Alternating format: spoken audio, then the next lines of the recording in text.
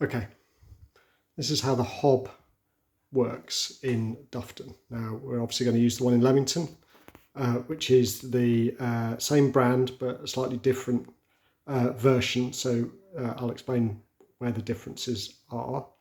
It's a little bit tricky because in Leamington the sun is out and the hob is acting as a little bit of a mirror, so you can see a reflection of the sky in it at the moment, but when we get a bit closer you should be able to see what's going on. Okay, so everything on the hob is controlled through the control panel at the bottom, which is in pretty much the same arrangement in Dufton. I think the little dials are just a little bit closer together. First thing to do is to get your pans. All the pans in Dufton now work with the hob, so there's no need to try and work out which one works and which one doesn't. Take a pan. You should be able to see these sort of cross X marks the spot in dots. There's 4 of those, and each one's effectively a heating ring. Take pan, put it on one of the crosses. That's on the bottom right. Okay. Switch the hob on with the on-off button. Choose the hob that you have put your pan onto, and if you press the plus button, the number will go straight up to 9, which is the highest heat setting.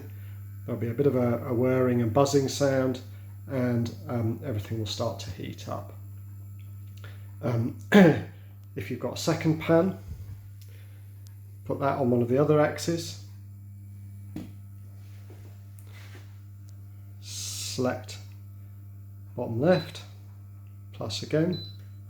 Now you've got 2 pans heating up, there'll be even more buzzing and whirring, and everything will start to heat up. Now, you know which one to change the temperature, you've only got one set of plus and minus. So the first thing to do is press the one you want. You'll see the little bar appear underneath the number for the hob that you want. And then if you want to back things off a bit once they start to boil, it's minus. Again, if I want to change this pan, press the hob. There's a beep.